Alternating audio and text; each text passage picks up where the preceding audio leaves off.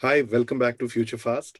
And today we have Krishna once again, and for Future Friday, that's what we call it. So this is to get Krishna's perspective on future and obviously the fast changing future and the kind of impact we have, and get Krishna's thoughts on what are the things that could be raising flag, or how does he view the future, what's his perspective on it, and what scares him, or what are the things that we should probably prepare on. And also, we'll try to get some predictions out of Krishna that we could hold him on to in future, perhaps to go back and say, Krishna, you said this. So, all right.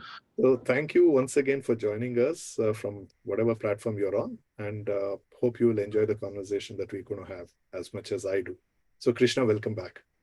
Thanks for having me, Nanju. Thank you. So, Krishna, once again, we had great conversations earlier, and now, as it leads to the final piece, and since we also have it on Fridays, we thought we'll call it Future Fridays. So, towards this, what are the biggest changes that you foresee in future? See, being in the talent, space, I think I would more talk about how people are, changing in terms of looking at work, right? And how workplaces are changing, attitudes towards work, the way they see work as part of their, life and things like that. So, over a period of time, we kind of observing very closely about people. Thinking about work and considering work in a very amusing ways, like one of the things which I've noticed is that work has become more like a um, you know how do I say, like it has become so different from the generations before, right? The generation which we're seeing right now, I'm talking about, say, like 20 somethings and 30 somethings, looking at the work not as a long-term career perspective, but more in terms of a series of projects. So from career to job to projects to tiny tasks, right? So you're seeing this shift of, looking at a long-term career was like one of the most aspiring things to do at some point in time. And then you started thinking of jobs So, every 5 years. projects or jobs can be termed more in the context of the gig, right? From a nomenclature point of view, which is more little more popular today. Right.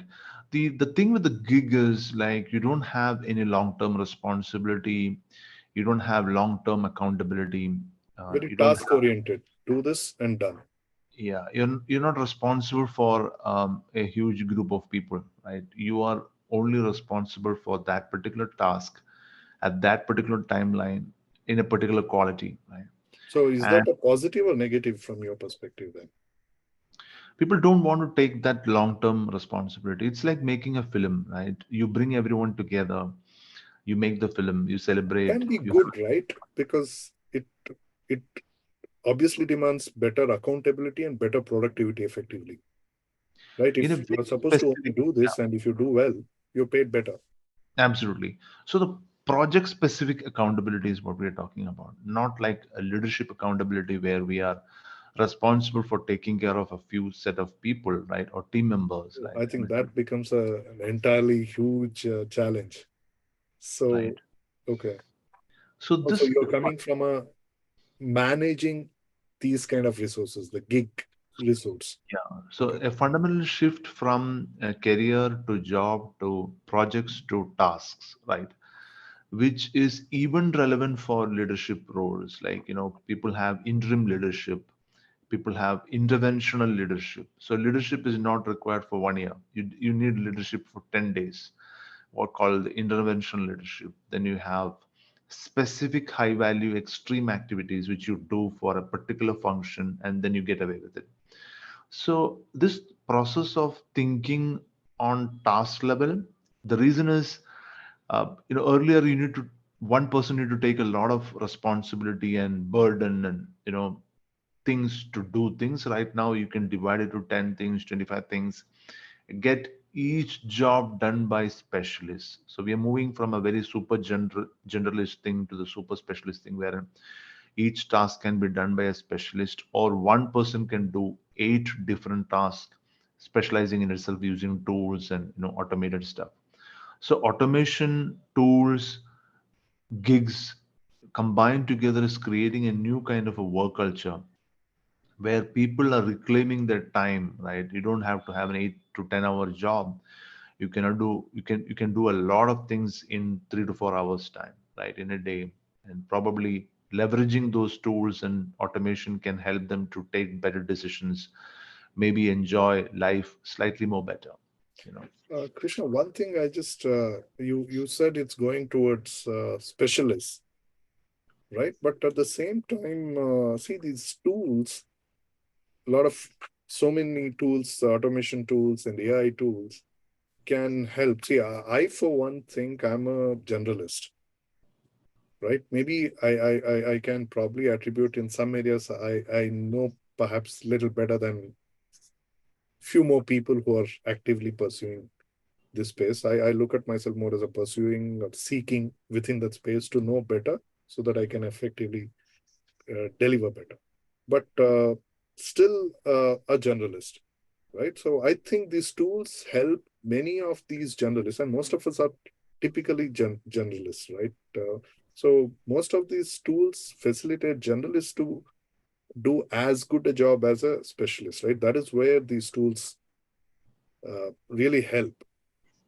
But of course, there is always an element of that story probably a sculptor builds a sculpture and everybody's like, wow, this is beautiful, this has come out very good. And this is something I heard about in Mysore about a particular sculptor. And but I thought I've heard this before, so that's why I think it's something everybody must have heard. Tell me if it is otherwise. So everybody said this is fantastic and it should be shipped to the temple, that deity is come out perfect. And the sculptor is just standing quiet, and the sponsor, the guy who paid for it, he says that what is the problem? He says there is a slight uh, thing, dent here, just between the earlobe and the ear, the earring, the deities in India, right? Hindu gods have that. So there is a small chip off when he was, Mm-hmm. etching that, sculpting that earring out. So there Yeah. was a small chip off there. He says, even after you tell me, I can't spot it.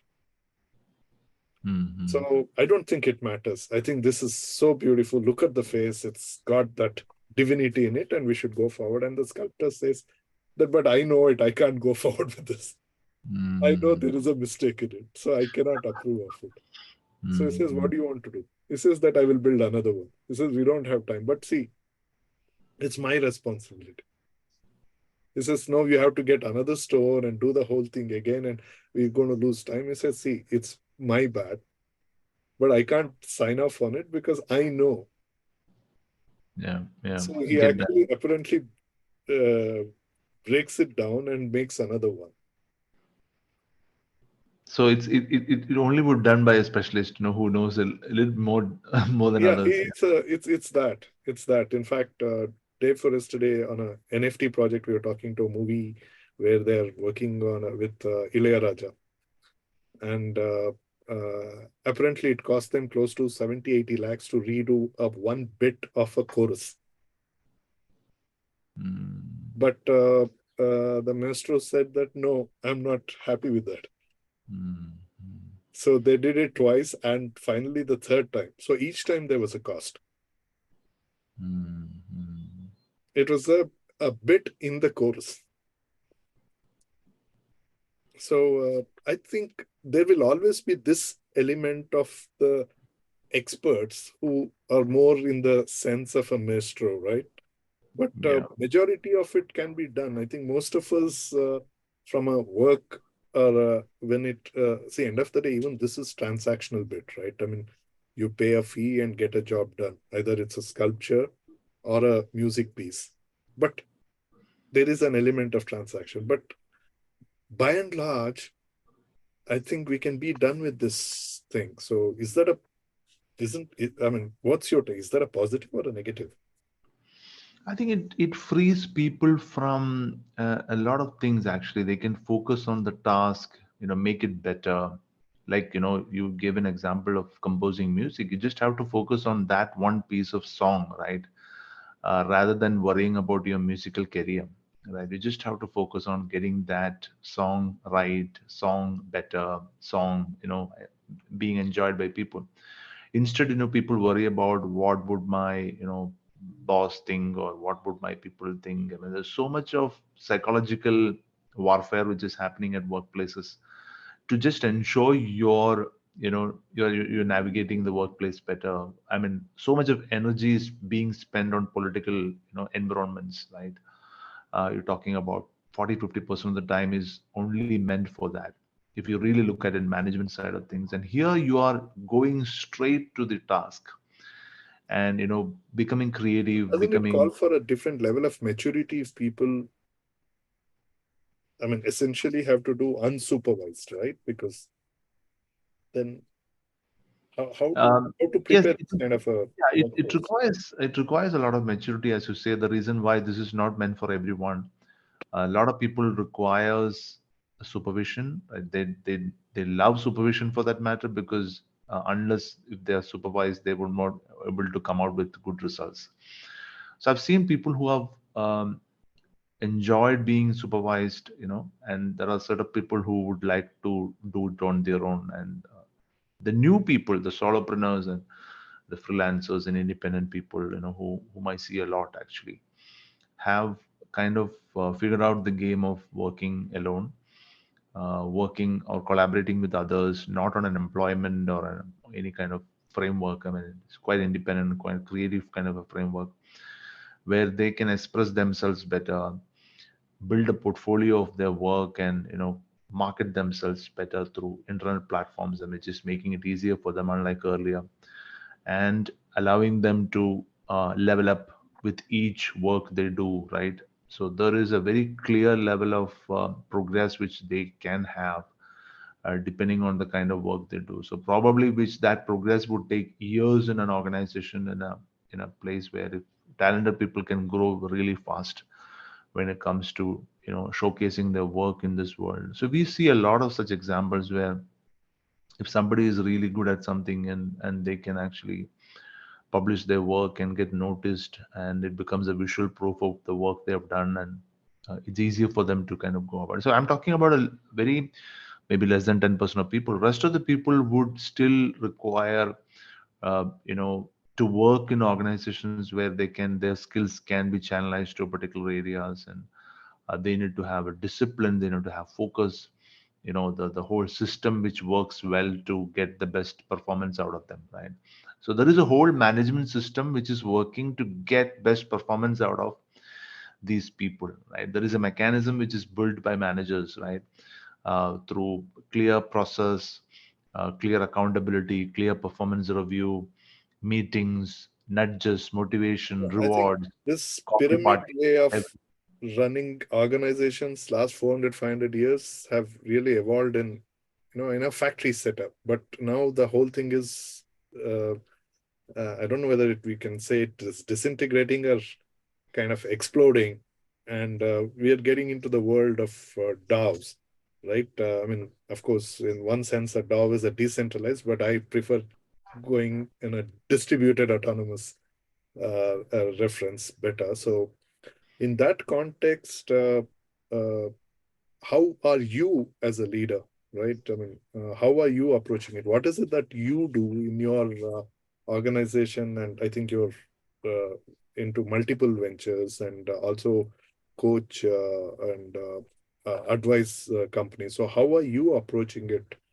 Yeah. In one sense, when you work with the leaders, and then those who necessarily demand or need supervision. How are you approaching it? What are the key decisions that you take in this course? So one thing I've realized over the last 3-4 years, especially, is that we need to change the equations, the way we work with people. Because I mean, I told you, right? I started the company in 2007. The world was very different at the point in time. The world kept changing very often, like the way people look at things. And each example of working with people has led me to understand that it's important to create new equations with people. And even with the same people, you need to create new equations going ahead. So if I had a very different top-down approach to a resource in my company, and then the person has grown, then I need to have a different equation with them. I cannot have an old equation, working with them just because I enjoyed it a little bit, right? They develop, they level up, they demand, or probably they may not demand it, but we should be able to work with them closely only if we create a new level of fresh equation with them. And this fresh equation can happen only when we let go of our ego, when we let go of what we want, right? To get the best out of these people. There are two things which leaders are not probably seeing it properly, is because they feel a lot of ego in between the work and them, right? If we can let go of that, if we can make people understand how important their work is in that particular context, they most often surprise us with results, right? If we kind of have a very top down approach, hierarchical, authoritative, pushy kind of approach, it may not work. So it creating an environment of psychological safety, creating an environment of they can work on their own, becoming self driven, and at the same time giving that comfort of being around with people whom they feel are trustworthy and confident makes a huge difference, at this point in time. So So, my sorry to interrupt. One thought. I mean, see now. One is that you say, which is the way it is, right? It can no longer be hierarchical. It has to be more inclusive, right? And to an extent, IT industry is becoming, at least operating, from basic things like bringing in a first calling by first name basis, removing of sirs, right? Which kind of brings in a point that that when somebody's X is calling Y, it's X is calling Y and not the X position is calling Y position. yeah. So so many places these things have started, but in an India context, the moment I start interacting with people outside, right? I mean, outside of Bangalore, outside of IT domain, the Sir culture is so prevalent. uh, it is so organic, and many times I hear people say that, okay, we are into it because we work with the government, so you can't talk to a minister or a bureaucrat saying even mister, because they take offense to it, or seemingly take offense to it. But I do know of a story where somebody addressed a minister as Mr. somebody, and he actually abused him. So, there are some cultural aspects. So, given that and this fast changing thing, and our young population is almost the majority. So, how do you see this balancing out? Because this cannot remain only in the IT industry or the tech industry. It has to. I mean, people are in every sector. Where do you see the balance coming?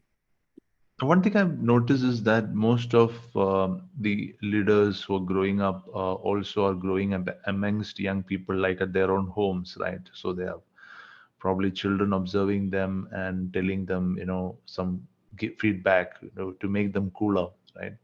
So this constant home ground, training from their own younger, ones make a lot of leaders now think about changing their approach, um, because they know that there is a new wave of people coming in who do not really care about hierarchy, or do not really believe in the whole authority structures, right? Like what you're trying to do, like decentralization is all about questioning the authorities, and don't believe in any central authority for power.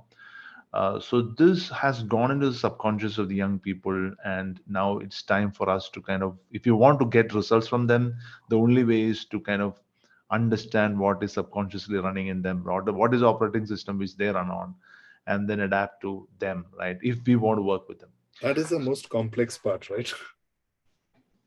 Absolutely. So it's very hard. I'm not saying it's easy to do that, but if we can observe ourselves, the way we behave, the way we talk to them, the way we interact with them, the way they look at us, like in terms of for inputs or any specific supervision, then we get to know whether we are aligned to their thinking model or we are still, in our own old operating model. So the old operating model is not bad. Okay, it will work in some other structures, it'll work in some other contexts, but if we get to work with founders or entrepreneurs or interns, or for that matter the 20 somethings and 30 something people, then here is what we have to go about. But they're not going to change because their mental models are so strong that they're living in a new world, right? They probably might be more keen to work with someone who is in their own age, right, than somebody who is like far ahead of them, in terms of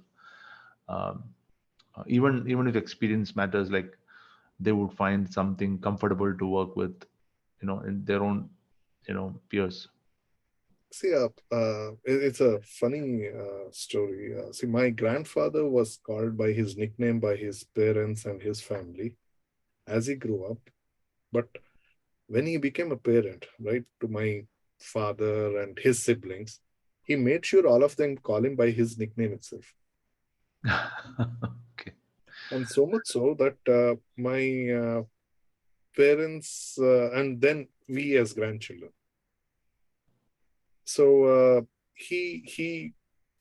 so when you refer to him, anybody would think you're talking or referring to your friend, no matter which category, whether you are his elder or his peer or his next generation, literally, or the generation after. Everybody would refer to him.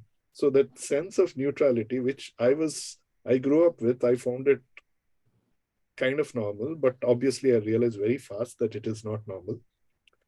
But the way the world is changing, I think probably that is where you don't associate respect or value only in terms of the position. You do that respect and give that same regard and value to every individual, and also bring that sense of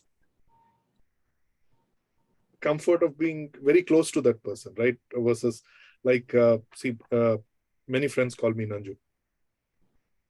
So some people still call me, the sense of formality, they call me by my full name. So we associate formality with that and informality with a nickname, and also getting into that comfort zone. So he was making people to get into the comfort zone at the very start by saying, no, no, don't call me by that, call me by this. This is fine. So immediately you get to that comfort zone. So, but I didn't see that happen anywhere else. I don't see that happen. I mean, I did see one professor of arts in IMB. In our very first session, he actually made us all, he gave his name and said, do you want to come up with a nickname for me? And we Mm. were like, okay, he's asking us to come up with a nickname. And people were still little Yeah. conscious of, can we do that? And some names came up. And then he said, okay, forget it. This is a name I got from one of my previous batches. And how do you like it? It was pretty funny. So he said, wow, so you can call me that. What connected me to him was my grandfather. He was no more by then, but uh, I met only two people like that. I mean, Yeah. I try to uh, make it that call me Nanju, but doesn't go everywhere. But it does happen. People still prefer calling me sir, and also now with the gray hair, most people prefer addressing me as sir than anything else. But do you really see this becoming more common because youngsters are there? Because youngsters were always there. Of course, today things are changing so fast, and maybe our generation of parents will, to an extent, change it. But how far will it have impact on the future of work? The way you say, Yeah. it's not a glass ceiling; it's a solid concrete ceiling. It's not so easy to break. Absolutely. I think youngsters know that it is going to be a non-linear kind of a growth game, going forward. And, growing 10% every year is not going to be what uh, most of them will be doing. They will not do anything for a year, but next year, they might grow for 100%, right?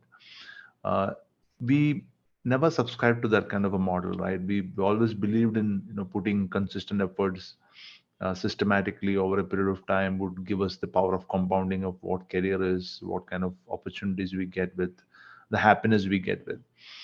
Here we see people not working on anything for 6 months, and then for the next 6 months they work on a major project or something bigger than what they ever thought of.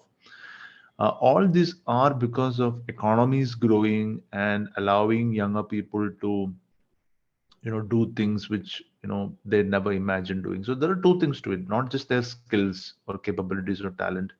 It is also about the economies growing, opportunities kind of emerging wherein the young people just fit in at the right point in time, right? So we have seen consistency, systematic way of working as a operating model, where here we see intense bursts of energy getting into certain projects, and then you don't do something for maybe months together, right?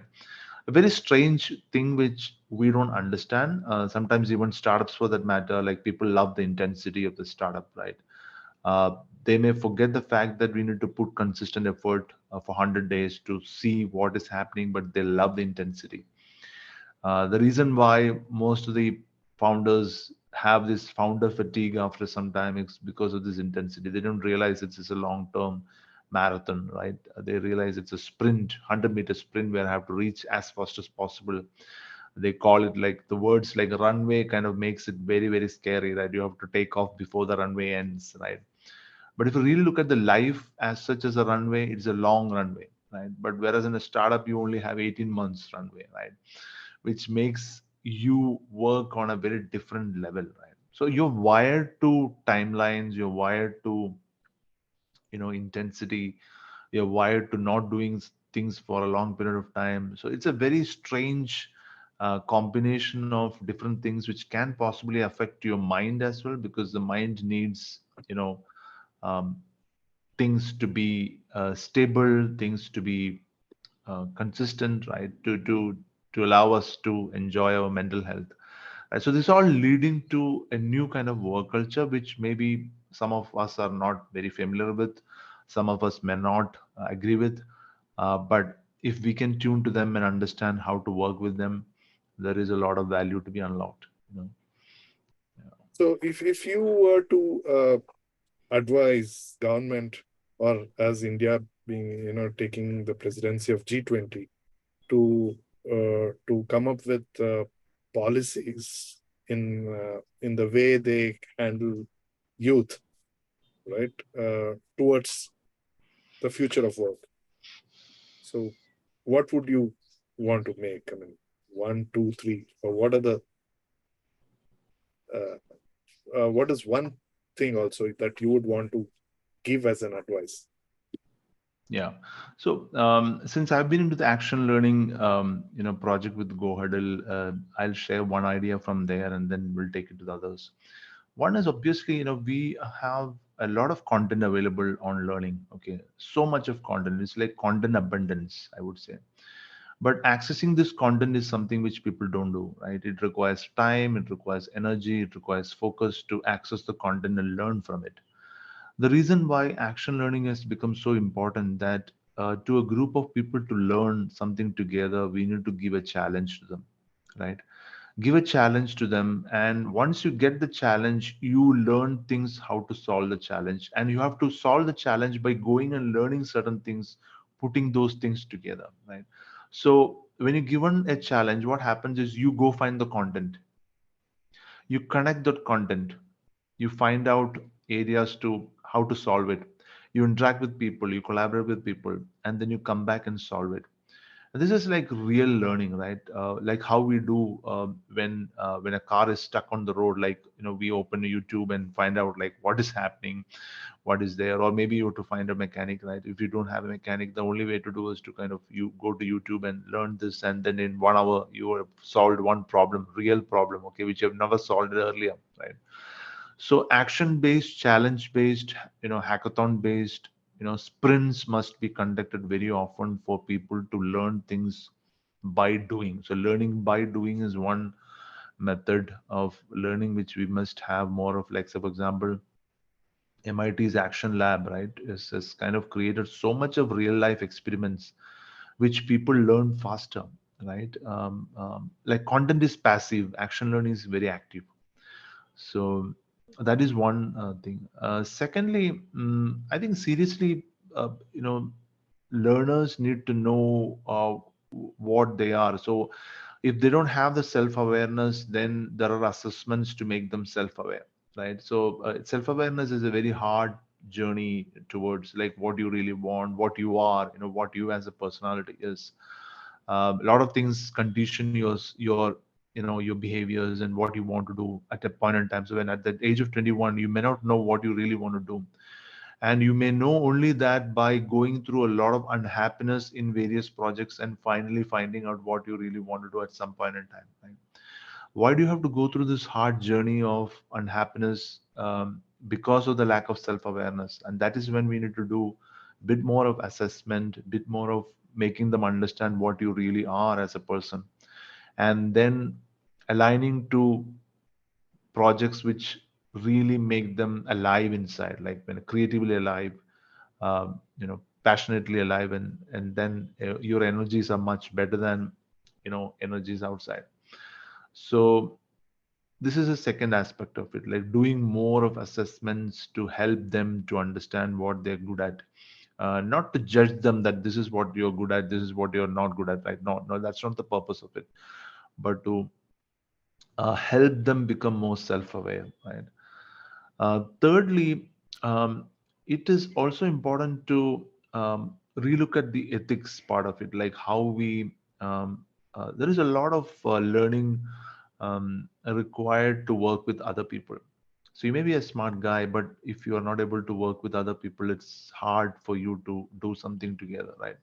So as a learners, they need to understand it is not going to be a solo game for a long period of time. You can acquire skills individually, but to expand, scale, leverage, your own skills, you need to work with others. It's like the magic combination of you and somebody else, right? It is just a Spotify. It became Spotify because a musician and a programmer came together. Otherwise, it wouldn't happen, right? So, same thing. We need to have magical combination of skills, right? Which people miss out a lot. So, collaboration becomes a huge area to work on. So, if these three things could be put together, and we can of kind of create programs for that and make people, feel alive, it can change a lot of things, at this point in time. Interesting, but completely out of context. I was reading a, or rather listening to a book called The World for Sale. This is a book about how these large trading corporations, right, how they come into play and how they change the world or influence the world and such. And one of the very large trading houses was built by two musicians who who actually failed in building their own band. Two Russian musicians. So one is a guitarist, other one is a drummer. So they actually started. They did some small gigs, but they could not take off as a band. So to keep themselves, their bills paying, they got into trading, and as luck would have it, or the opportunity knocked on the door. With the Soviet Union breaking apart, they got an opportunity to start trading in oil, and they ended up building one of the world's largest trading houses. So it's interesting that one is that two different skills, but it's also our ability to respond to opportunities, right? Right. I mean, I don't know Yeah, when you mentioned the most interesting that thing about opportunity is I that the recall. opportunity would never look like an opportunity when it comes. So Yeah, I've seen but this imagine opportunity would look associating so musicians unsexy. to traders. Yeah, absolutely. So if it is an opportunity, it would come in a the most unsexiest form, right? Only scams would look very sexy in the beginning, right? So, so that's how it is. So Yeah, yeah, to be fair, yeah, opportunity came, but they actually made it that big. absolutely, absolutely. And apparently they would get back to their music whenever they would get all their traders together, their annual functions. They both used to perform. So they put the music part of it. At least their music is heard somewhere, you know. Right. So fantastic. So do you want to get to a point of making some predictions that you could be held accountable for, that you said this? I made three predictions, I think, 3 years ago when the Okay. COVID started. It is more about one is obviously remote working is going to be part of life forever, right? Even though we talk about hybrid and working from office and everything, it's going to be forever. So there is no going back as long as the internet is so fast. Now 5G coming in is going to be a disruption in India. We don't know what are the second order effects of 5G still, right? We just know that the speed is 200 times more than what it was earlier. Uh, Huge things can happen. People probably, I mean, it's a time of introverts. Like I would call it like 50% of the world is introverts and 50% is extroverts. And introverts don't want to go out and, be part of the social gatherings, and they would love to be at home and do things and gather energy from their own work. It's a time for them. So 5G is going to kind of help them to publish their work, do a lot of things, rather you know explode it with many things possible, right? So internet infrastructure has changed, and that will kind of bring in more possibilities for sure. Secondly, the way we work, the way what we want from work has changed. So most of people have become quite philosophical in terms of what they really want from work, which is completely different from the kind of thought process which we were subscribed to like in last 20 years, like what work should be, what kind of career it should be, you should be building. So right now, when I talk to my nephews and nieces, and I don't try to judge them because they are not employed, right? So there are so many people who are not employed and they're contemplating them. So I don't judge them, just like how our parents judged us when we were not employed, right? So not for a single day I was unemployed just because I want to make sure that I am, good in the market. I want to prove in the market, right? But now kids are very different. So the way they look at work can significantly change, even leading to potential problems in the family, because the way kids are thinking is completely different. So it can change the family equation significantly, right, in terms of how they look at work and life. Um, so these are a couple of things which I feel it's not prediction, I would say. It's like maybe observing the trend and pattern, and we can only observe the patterns. We cannot say like what is at the end of the pattern, right? So we can only observe the patterns and see, hey, probably this is how it is leading to be. This is how it may change, right? Yeah, I hope it answers your question. Sure.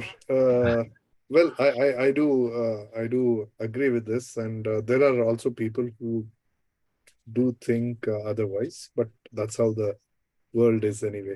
And one as we get to the close of it, Yeah.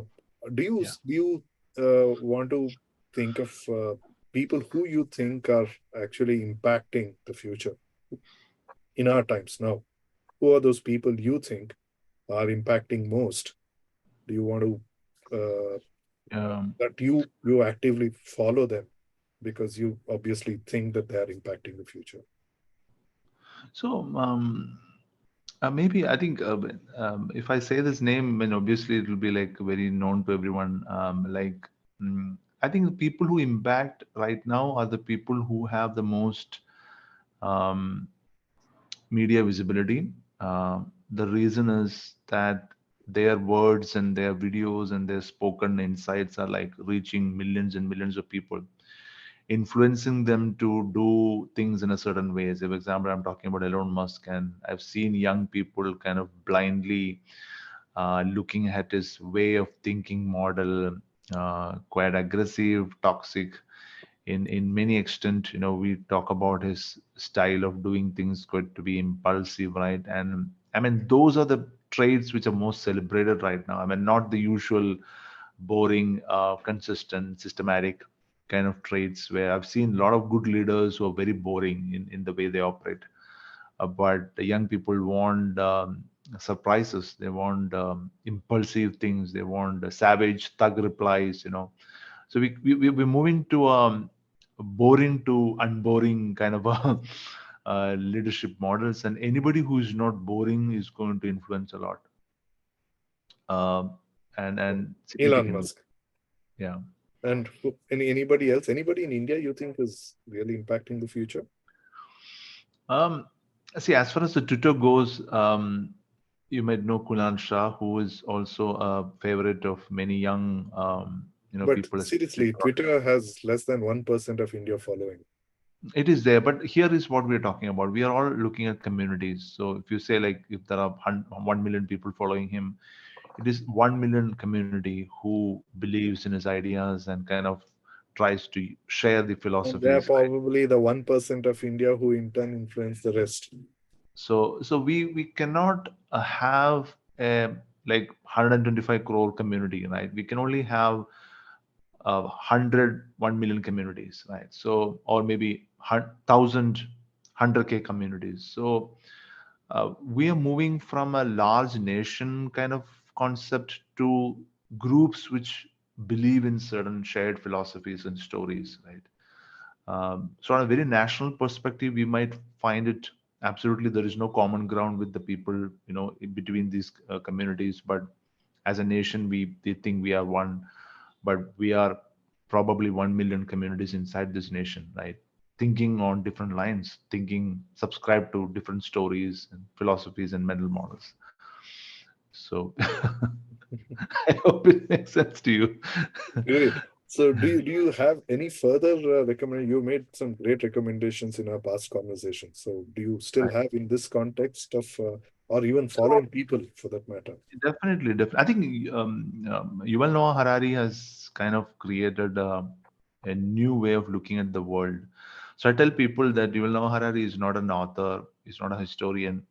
He's like a Google Glass with which we wear, and see the world in an I, absolutely new. I do have some differences in the way he approached Indian history in his books, but yeah, I like the way he thinks too, but probably Yeah. not his references on India. But please, So he's a Google Glass, right? okay. You wear it, you see the That's world very so. differently. As an author, you recommend people should look up his work. Yeah, yeah, That's and okay. more because of the clarity of thought which he brings in, especially in terms of evolutionary biology, and not exactly the history part of it, like how humans have evolved and what essentially we are, right? Which is proven every time we are in conflict, when we are in greed, and when we are expanding. So genetically and mimetically, we are all the same, right? I mean, 10,000 years of evolution. That's something which kind of changed the way I look at things. Even it has helped me to forgive a lot of people. Even though they've been a bit harsh to me. I mean, I feel that we need to give due credit to them for being there and living a life, properly, right? Then James Clear, obviously, Atomic Habits. The reason why, because James Clear's Atomic Habits has been the best-selling book in the last 4 years, and I wonder how many people have read it, how many people have practiced it, how many people have converted Atomic Habits into something which they want to do, starting from food to exercise to blogging to video, production to. I mean, in many areas of life, Atomic Habits principles and framework has been used millions of times. So I think that model helped people to stick on to what they do consistently and then build on it. Like tiny gains accumulate to bigger things, right? So That's a huge thing. And obviously the third person whom I would always want young entrepreneurs and especially founders to read is like the Nassim Nicholas Taleb, for his sheer audacity to share some truth bombs every page in his books, right? Starting from Fooled by Randomness to Black Swan to Anti-Fragile, and even the most important book, which I feel is The Skin in the Game, a must read for every entrepreneur. If at all a time an entrepreneur or founder feels that any moment entitled for anything, I think you should go back and read Skin in the Game, 20 pages. You'll be fine. So that's how I look at it. Fantastic. Great recommendations, Krishna. That's why I try to ask recommendations every time we speak. So, uh, great. Thank you. Thank you so much for making time. And I think this is so far the longest Friday Future session we've had. And but it is I fully enjoyed every bit of it. Thank you so much, and I hope each of the audience and listeners from whatever platform you've been able to catch on to FutureFast have enjoyed. And once again, please feel free to put your questions, share your feedback, and if you like it, share it with your friends as well. And also, if you have recommendations to make on the people that we should bring to have this kind of a conversation with, please do feel free to recommend. Thank you once again. And uh, just to remind, let's get ready for this ride, whatever the future holds for us. And with all these conversations, hopefully, we will have new perspectives, new lenses, new glasses to ride it better and also enjoy the ride, whatever we go through. Thank you once again. And Krishna, thank you so much. Uh, Thank you, Naj. Thank you so much. have a great year ahead. And hopefully, we'll catch up soon on another wonderful conversation like this. I look forward to it. Yeah. Thank you. Thank you. Bye-bye. Bye bye.